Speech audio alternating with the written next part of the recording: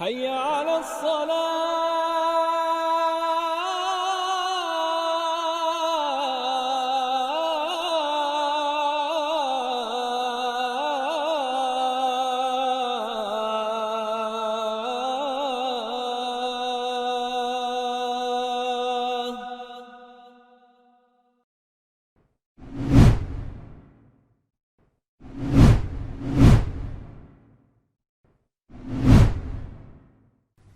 بسم الله الرحمن الرحيم.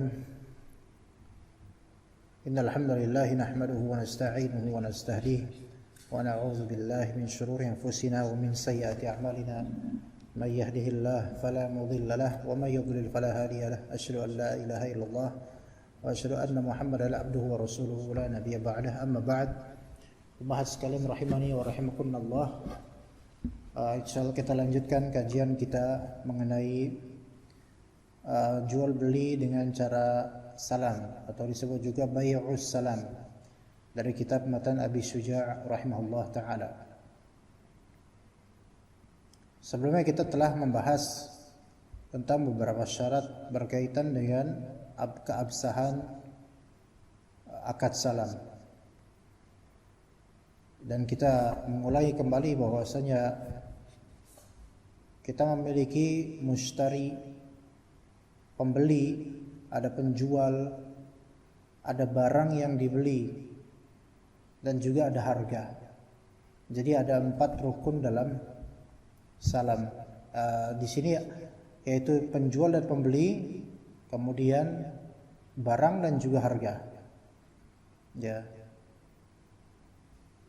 Penjual yaitu dia adalah seorang yang disebut bai', ya, bai'. Dia yang menjual, dia orang ya. Kemudian ada pembeli.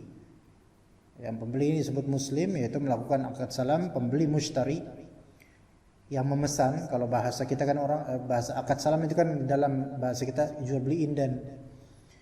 Jadi bisa disebut orang yang melakukan pre-order atau order lah. Ya, kemudian ada muslam fih, yaitu barang yang dijual, barang yang dipesan.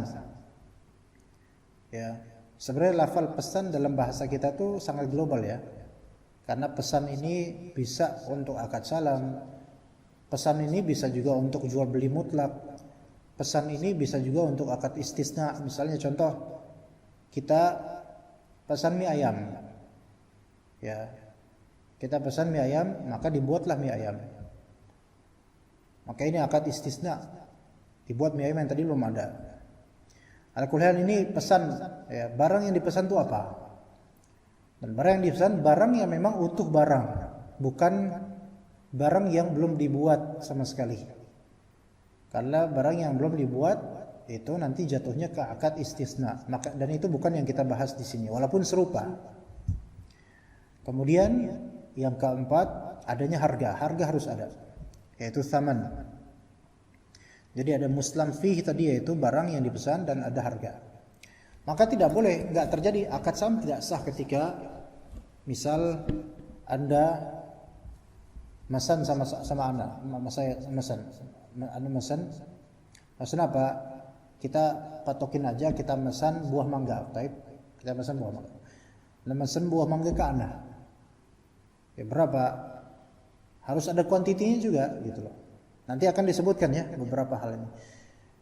Berapa mangga jumlahnya boleh, misal dalam uruf kita mangga bisa dijual per biji atau dengan kuantiti bijian berapa. Bisa juga kiloan kan gitu bisa. Atau pakai kartonan atau karungan atau kartonan. Tetapi kalau karung dan karton ini kayaknya agak riskan karena ada horor yang berlebih takutnya, karena nggak jelas kan karena kartonnya seberapa gitu. Tapi coba kalau misalnya Anda minta atau pesan sama saya, Anda pesan ya mangga 200 pieces. Kemudian disebutkan speknya, mangga mana gitu kan. Maksudnya kan kadang mangga kan ada daerah-daerah tertentu. Ada mangga hijau atau mangga yang gimana ya. Nah, nanti ditentukan ajalnya kapan. Misalnya Anda pesan sama saya mangga 200 pieces Berapa harganya? Bayar tunai. Karena akad salam ini wajib bayar tunai. Dan bayar tunainya di majelis akad, di awal akad. Di awal pemesanan. Bukan tidak tunai, bukan hutang, nggak boleh. Akad salam nggak boleh hutang. Ya, kemudian ditentukan kapan penyerahannya. Maka misalnya ada bilang, insya Allah 3 bulan lagi musim.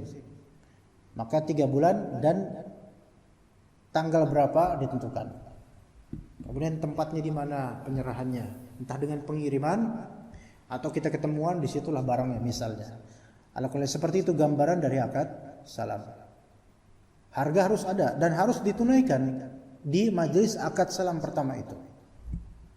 Ya, misalnya tentukan harganya begini bos. Ya, misalnya kita kayak pedagang-pedagang, antara pedagang-pedagang, 200 pieces tersebut harganya total misal saja 2 juta, misal saja ya, misal 2 juta. Tapi bayar sekarang. Nggak boleh bayar hutang atau entarlah bayarnya nanti pas udah ada barangnya, nggak boleh. Jadi harus bayar di awal. Ini yang disebut akad salam. Maka posisi Anda adalah pembeli, mustari, muslim. Posisi Anda muslim ilaih, yaitu bai', penjual. Walaupun Anda belum punya, tapi Anda menjual sesuatu yang ada di domain Anda, yang ada di tanggungan Anda. Kemudian barang yang dipesan namanya muslim fih. Ya. Dan barang tersebut berupa mangga. Dan ada thaman, yaitu harganya. 4 ini menjadi rukun dari akad salam. Tapi kita lanjutkan dari matan Abi Syuja setelah kita deskripsikan tadi contohnya dari akad salam.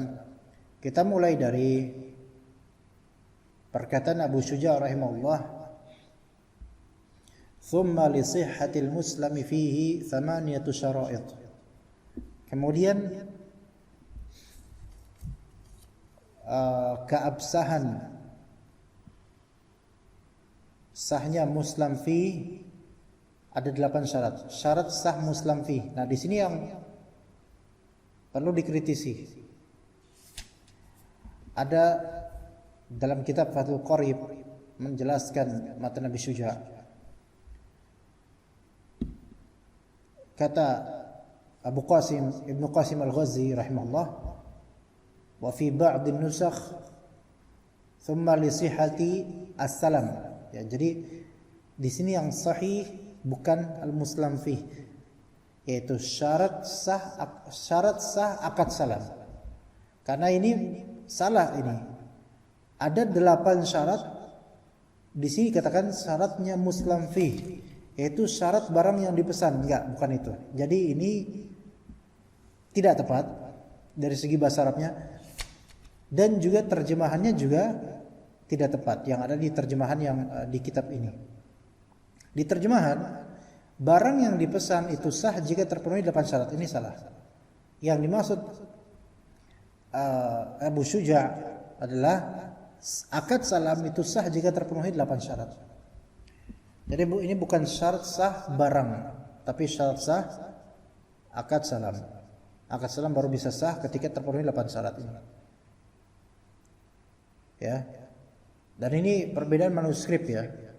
Dan yang sahih adalah manuskrip yang mengatakan bahwasanya sah ini 8 syarat ini untuk sahnya akad salam, bukan sahnya barang, karena nanti akan dituturkan di sini enggak mesti tentang barang gitu loh. Baik, kita mulai dari nomor pertama. Dan ini akan saya kritisi juga penerjemahan di buku ini, ternyata memang karena masalah jual beli ini masalah yang tidak semua orang mengalami atau mempelajarinya. Kalau masalah mungkin fikih tohara, sholat, puasa, itu setiap muslim. Sehingga untuk menerjemahkannya insya Allah lebih mudah ya. Tapi untuk masalah jual beli itu perlu fokus kembali dan mengetahui betul-betul istilah-istilah mazhab, istilah-istilah ahli fikih. Sehingga kadang-kadang di penerjemahan, walaupun orang yang menerjemahkan itu ahli dan kita katakan beliau ahli masya Allah, tetapi belum tentu penerjemahannya itu tepat sesuai dengan yang diinginkan oleh penulis atau dalam mazhab. Ya. Tapi kita mulai dari yang pertama, syarat sah akad salam yang pertama, an yasifahu ba'da dzikri jinsihi wa naw'ihi bis sifatil lati yakhtalifu biha ats-tsaman. Yaitu yang pertama adalah menyebutkan jenis dan macam barang yang dipesan sehingga dapat dibedakan harga barang-barang yang dipesan. Ini penerjemahan yang salah. Penerjemahan yang salah.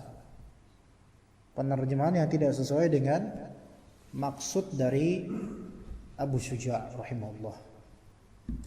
Terjemahan ini gimana di sini? Menunjukkan jenis dan macam barang yang dipesan sehingga dapat dibedakan harga barang-barang itu. Ini salah, khata'.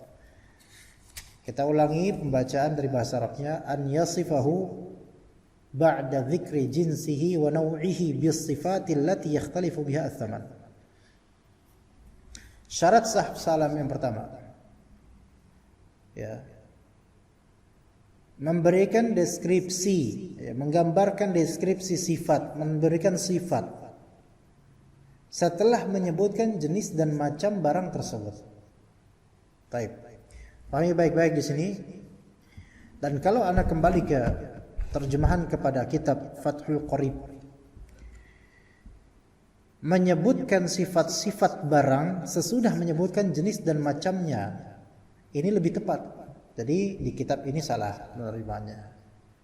Kesalahan yang sebenarnya cukup fatal, cuman kita maklumi, ya. Semoga Allah mengganjari penerjemah pahala yang besar. Tapi ketika itu salah, kita sebut salah. Menyebutkan sifat-sifat barang. Taib. Sifat barang itu berbeda dengan jenis atau macam. Ya, sifat itu karakter barang, bukan jenis. Ya. Jenis itu lebih global lagi. Ya, afwan, jenis itu lebih tinggi lagi tingkatannya.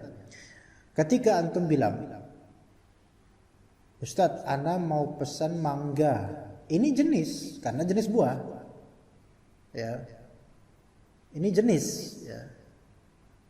Taib. Atau bisa juga baik itu jenis atau disebut macam. Ya. Kemudian adapun sifatnya, nah di sifat ini kemudian hal-hal yang menjadi sifat dari mangga tersebut. Mangga macam apa yang antum mau? Kalau macam bahasa kita macam ya.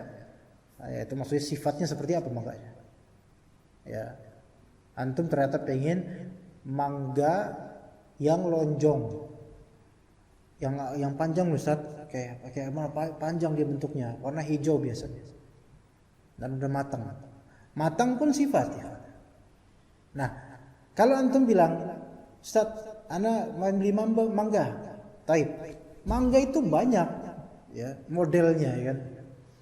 Allah ciptakan mangga dengan beragam macam. Macam di sini maksudnya sifat-sifatnya beda-beda. Taib. Kemudian antum bilang, Ustaz, ana mau pesan mangga 200 pieces. Taib, kuantitinya antum beritahu alhamdulillah. Sekarang ana bilang mangga itu banyak akhi. Mangga apa dulu? Ya, mangga besar. Antum terus kemudian deskripsikan sifatnya. Nah, ini sifat. Karena sifat itu kadang-kadang membuat perubahan harga. Coba sekarang kalau orang bilang, "Akhi, ini mangga manis, ini mangga masih asam." Ya, mesti harganya beda, ikhwan. Dan orang enggak bakal terima, masa mangga manis disamain sama mangga asam? Taib, sama-sama jenis mangga bukan? Jenis mangga, benar. Tapi mangga mana ini? Misalnya ada, ini mangga Madura misalnya aja. Kalau memang ada mangga khas Madura ya, Anda nggak tahu. Ini mangga Madura nih. Yang ini udah ranum, udah bagus, manis. Yang ini masih kecut, asam. Harganya berapa nih yang ini? Oh, ini per kilo 20.000 misal saja. Ini berapa per kilo yang asam? 20.000 juga loh. Kok gitu? Karena orang nggak bakal terima. Inilah yang disebutkan oleh Abu Syuja' di sini. Bisifatil lati yakhtalifu biha ats-tsaman. Sifat-sifat suatu jenis barang dengan sifat yang berbeda itu kadang-kadang harganya akan berbeda. Ya, harganya akan berbeda. Mangga yang udah matang dihargain sama mangga yang masih asam, enggak mungkin. Walaupun mangga asam juga ada peminatnya betul, tapi orang-orang pasti lebih memilih ini ya umumnya. Maka biasanya harga yang sudah matang ini lebih tinggi harganya, gitu kan? Maka Anda minta antum pesan ke Anda mangga 200 pieces. Mangga apa dulu? Misalnya mangga Madura, taib jenisnya, karakternya gimana? Sifati. Oke Ustaz, mangga yang udah manis. Nah gitu. Mangga yang udah matang, bukan mangga asam Ustaz. Nah, itu ya. Contoh lain. Ya. Ini recorder ya. Tapi nggak apa-apa kita bilang mereknya. Ala kulli hal recorder. Ustaz, ana mau pesan sama antum secara inden akad salam recorder. Buat audio MP3, taib. Recorder ini suatu jenis barang ya. Taib, macamnya kayak apa? Contoh merek ya. Mereknya misalnya apalah mereknya misalnya Anda nggak tahu lah harus apa mereknya kira-kira. Mereknya misalnya Hamdani misalnya. Nggak ada memang tapi mereknya Hamdani Ustaz, taib. Ternyata Hamdani ini, merek Hamdani, recorder merek Hamdani itu memiliki beragam jenis lagi, macam lagi gitu loh. Maka antum tentukan. Oh, taib. Kalau nggak bisa menentukan yang kayak gimana, minimal speknya antum bilang. Yang bisa menampung memori 2 GB misalnya, atau yang bisa menampung memori 4 GB misalnya. Itu merupakan sifat.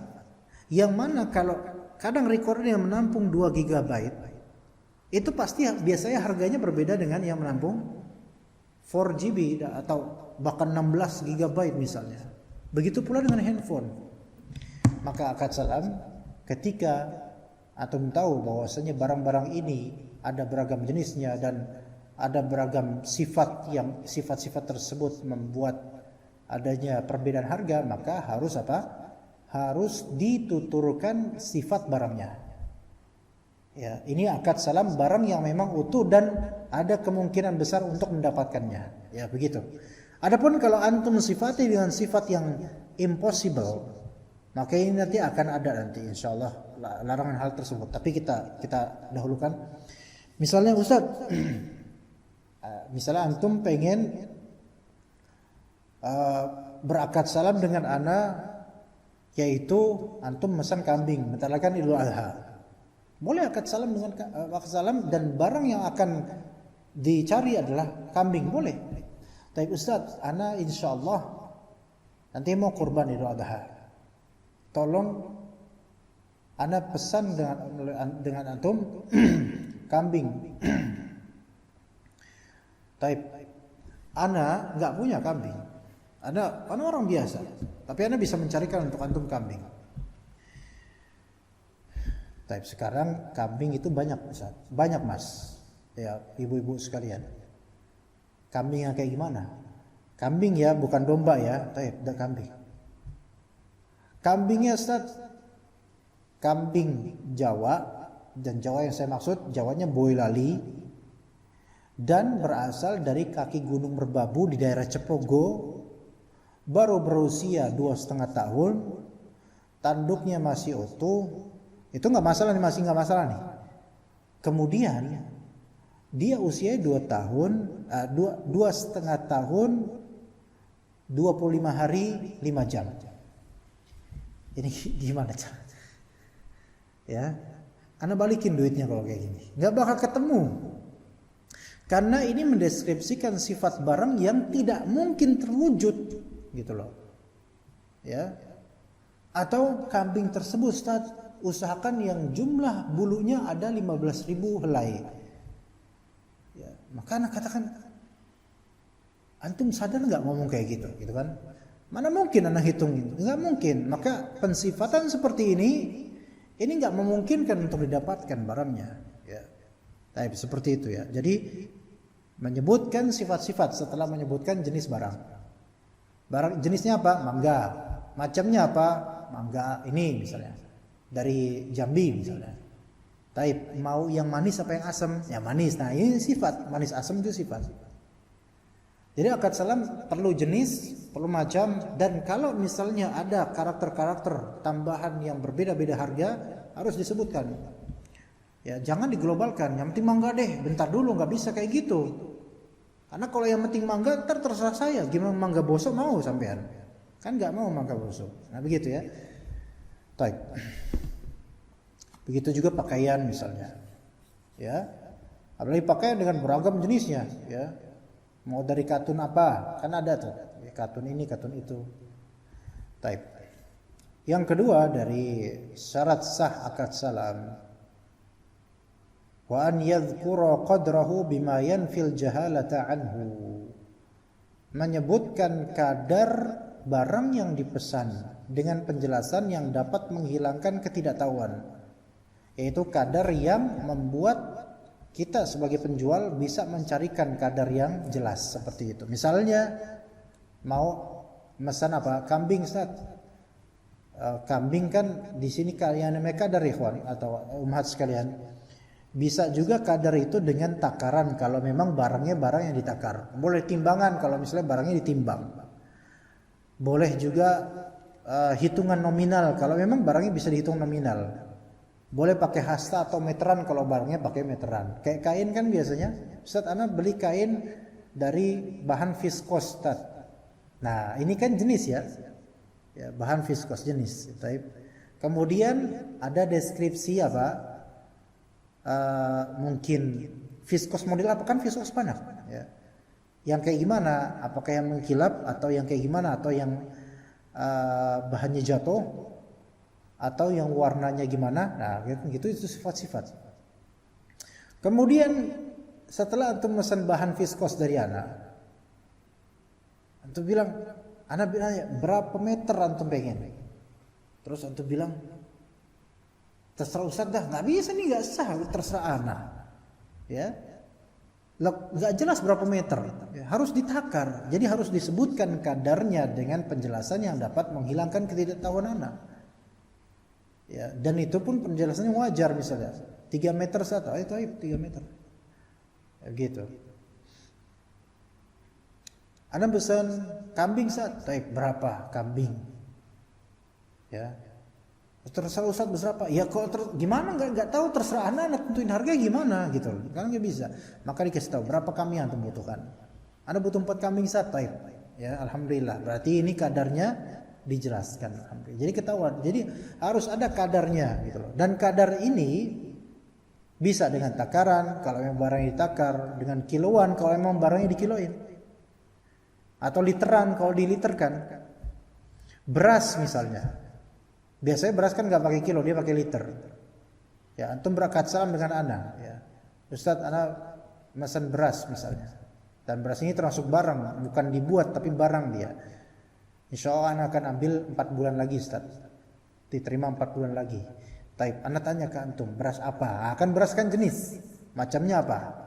Anak pengen beras Jawa Tengah, Ustaz. Taib, antum pengen beras Jawa Tengah yang kayak gimana? Apakah berasnya masih ada gabahnya, atau beras yang warna kuning, atau beras yang kayak gimana, ya, dan seterusnya. Dikasih tahu sifatnya. Nah, setelah dikasih tahu sifatnya dan seterusnya, yang kedua, beritahu kadarnya. Mau berapa ton atau berapa kilo, berapa liter. Terus antum bilang, terserah Ustaz dah, yang penting anak kasih 2 juta. Nggak bisa gitu, nggak bisa gitu. Iya, harga ada 2 juta, tapi kan kadar barangnya nggak tahu antum maunya gimana. Kenapa kok disyaratkan seperti ini? Supaya tidak terjadi pertengkaran di kemudian hari. Nggak terjadi pertengkaran. Nanti ternyata yang Anda datangkan kadarnya cuman 10 liter.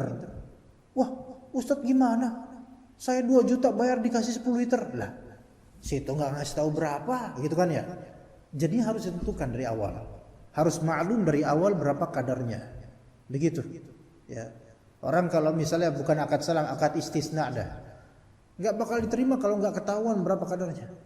Misalnya kita ke warung Warmindo, warung Indomie, ya. Biasanya pesan apa? Pesan kopi, ya. Pesan sama tukangnya, kopi dong. Kopi apa? Apa aja deh. Berapa gelas? Selalu deh. Lah ini orang gimana? Penjual juga empat dengernya. Ini orang gimana? Pesan mie dong. Atau mangkok bang?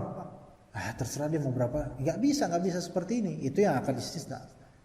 Makanya akad salam ya lebih-lebih harus diketahui berapa kadarnya. Kemudian yang ketiga dari persyaratan akad ini, wa in kana muajjalan dzukira waqtu mahallih.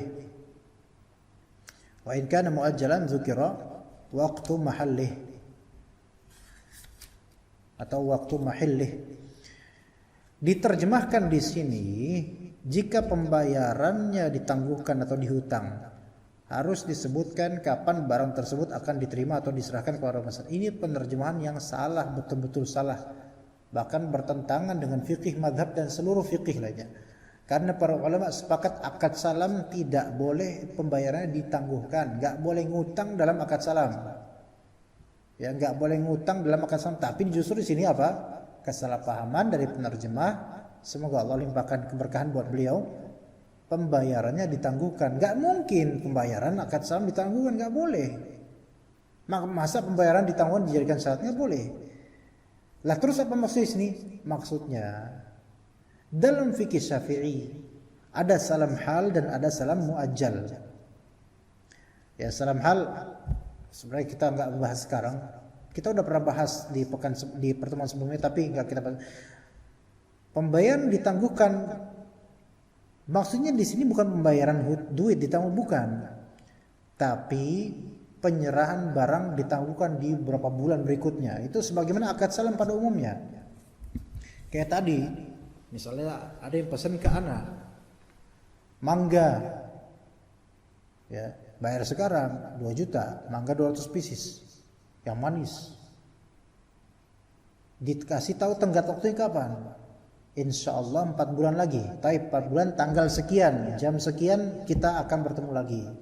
Atau pengiriman barang ke rumah antum. Nah gitu ya. Tapi ini yang disebut salam muajjal, yaitu harga ditunaikan di awal, barang ditunaikan secara non tunai, yaitu nanti pada waktu yang ditentukan. Ini yang disebut salam muajjal. Dan ini yang salam yang sahih disepakati oleh ulama. Adapun salam hal ini mazhab Syafi'i membolehkannya, jumhur tidak membolehkannya. Tapi yang dimaksud sini adalah salam yang barangnya itu ditunaikan nanti, gitu loh, masih lama, gitu loh. Dan itu umumnya akad salam seperti itu. Maka harus disebutkan kapan barang tersebut akan diterima atau diserahkan kepada pemesan. Harus disebutkan kapan. Dan dalam urusan ini nggak harus dengan tanggal hijriyah. Karena dalam masalah muamalah bukan persyaratan ditunaikan dengan tanggal hijriyah. Boleh dengan tanggal masehi. Tapi dalam masalah ibadah wajib penunaiannya dengan tanggalan apa? Hijriyah, nggak boleh dengan tanggal masehi. Contoh dalam masalah ibadah ya. Penghitungan bulan puasa Ramadan. Kan harus dengan tanggalan hijriyah, Ramadan namanya juga. Atau dalam masalah iddah, haid, nifas, iddah, itu semua harus dengan tanggalan qamariyah, hijriyah, nggak boleh dengan tanggalan masehi, ya. Dan bulan yang ditentukan harus dengan bulan hijriyah 29. Misalnya masa iddahnya ya 4 bulan, ya. Maka 4 bulan ini itu 4 bulan dari segi kalender atau penanggalan hijriyah, yaitu 29 dikali 4. Bukan 4 bulan yaitu Januari, Februari. Enggak. 29 kali 4. Taib. Arba'ati asyhur wa asyra. 4 bulan 10 hari. Taib. Kemudian ketika kita berakad salam dan barang akan diserah terimakan nanti pada jauh hari, harus ditentukan di awal, disebutkan kapan barang tersebut akan diterima atau diserahkan kepada pembeli, yaitu pemesan. Tadi antum beli kepada anak dengan akad salam, pesan inden mangga 200 pieces, harga 2 juta, dan deskripsi sifat-sifatnya begini mangganya. Taib, ana bisa insyaallah. Kapan Ustaz? 4 bulan lagi, nanti pada tanggal kira-kira 21 Oktober akan sampai di rumah antum itu mangga 200 pieces dengan deskripsi sesuai dengan apa yang antum inginkan. Maka harus seperti itu. Ya, tanggalnya kapan? Ya, lebih bagus lagi kalau jamnya kapan, kalau yang bisa. Tapi ini enggak diwajibkan karena urusan jam zaman sekarang itu kadang sulit karena kemacetan jalan dan hal-hal lainnya, ya. Tapi tanggal harus ditentukan atau diperkirakan, ditakdirkan tanggal 21 atau 22 kalau memang tidak memungkinkan satu hari itu yang ditentukan. Kemudian ikhwas sekalian, Syarat yang keempat yang disebutkan oleh Abu Suja rahimahullah, wa an yakuna mawjudan 'inda al-istihqaqi fil ghalib. Barang yang dipesan itu harus tersedia pada waktu pengambilan. Fil ghalib, secara tradisi pada umumnya bisa bisa tersedia. Ini kembali ke syarat. Syarat adalah qudrah ala taslim, yaitu mampunya penyerahan barang. Artinya gini, saya kasih contoh yang membuat kita paham insyaallah. Contoh, antum tahu musim mangga itu kapan? Bulan apa kira-kira biasanya? Sekarang kan lagi nggak musim kan ya? Musim hujan. Tapi kira-kira musim hujan apa? Desember gitu ya?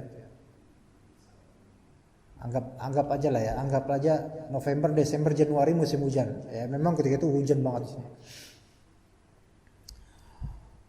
Ketika musim hujan itu biasanya mangga misalnya ranum semua. Lagi musim. Nah, pada bulan Desember antum datang ke ana. Akad salam itu harus ada majelis. Makanya kata para ulama, akad salam tidak bisa terjadi secara online. Ya, harus bertemu di majelis akad. Nggak bisa online lewat WhatsApp. Ustaz, anak ini nggak bisa ketemu.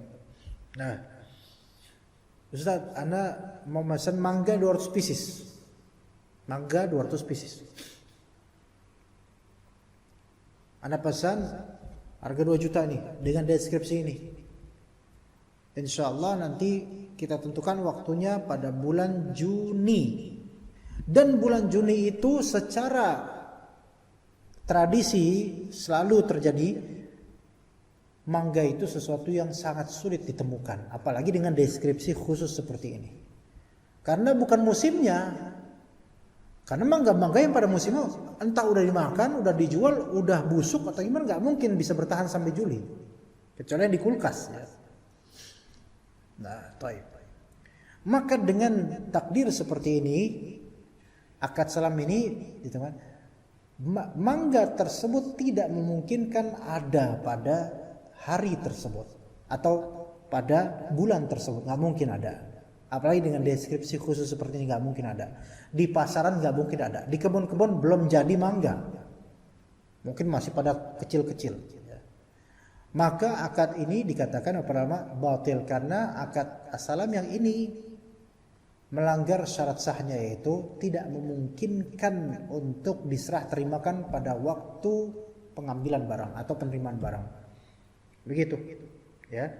Karena nggak mungkin ada ketika itu mangga. Atau musim durian, apalagi durian, ya. Memesan secara inden pada waktu musim durian dan akan mengambilnya nanti pada bulan yang tidak ada durian ketika itu, ya nggak bisa, nggak mungkin. Ya itu ya pelajaran yang bisa kita.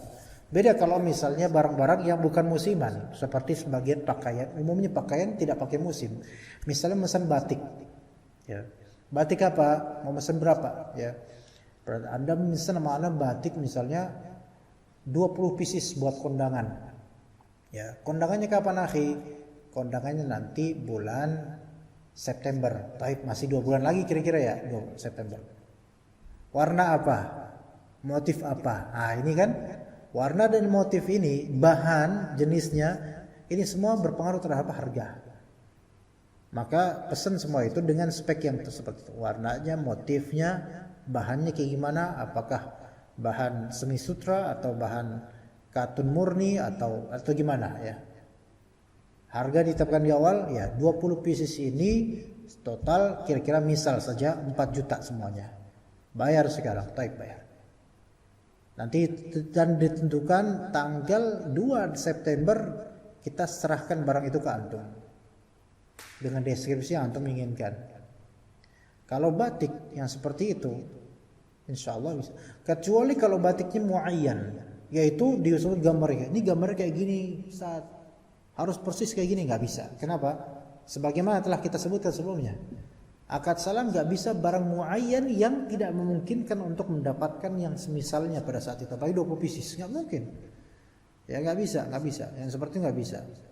Ya kecuali kalau lebih global lagi, misalnya warna coklat, Ustaz, ada motif kembang-kembangnya, nah ini bisa. Karena itu memungkinkan. Ya. Contoh lagi misalnya, saat Anda pengen Anda pengen sorban, persis dengan sorban antum Ustaz. Anda nggak bisa menerima itu. Kenapa? Karena sorban dengan warna ini persis, susah nyarinya. Bukan karena ini tapi karena memang hampir tidak memungkinkan untuk mendapatkannya. Begitu. Ya, maka qudrah litaslim memungkinkan untuk diterimanya barang itu merupakan syarat sah akad salam. Ya, pelan-pelan kita mempelajari akad salam. Mudah-mudahan ummahat sekalian yang menyimak kajian ini dan juga ikhwan di YouTube yang menyimak kajian ini memahami lebih tentang akad salam. Ya, mana ini juga bermanfaat untuk kaum muslimin akan akad seperti ini, karena kadang-kadang kita membutuhkannya. Kita kadang-kadang membutuhkannya ya. Kita cukup sampai sini insyaallah. Kita lanjut nanti pembahasan 4 syarat akad salam berikutnya di pertemuan mendatang. Kita pelan-pelan terlebih dahulu karena hal ini kadang-kadang berat bagi sebagian pihak, terutama yang bukan pedagang. Tapi semoga kita menjadi nilai ibadah ya, hal-hal seperti ini tetap bernilai ibadah untuk Anda dan juga penyimak. Jazakumullah khairal jaza wa sallallahu ala nabiyina Muhammad wa ala alihi wa sahbihi ajma'in. Subhanakallahumma bihamdika asyhadu an la ilaha illa anta astaghfiruka wa atubu ilaik. Assalamualaikum warahmatullahi wabarakatuh.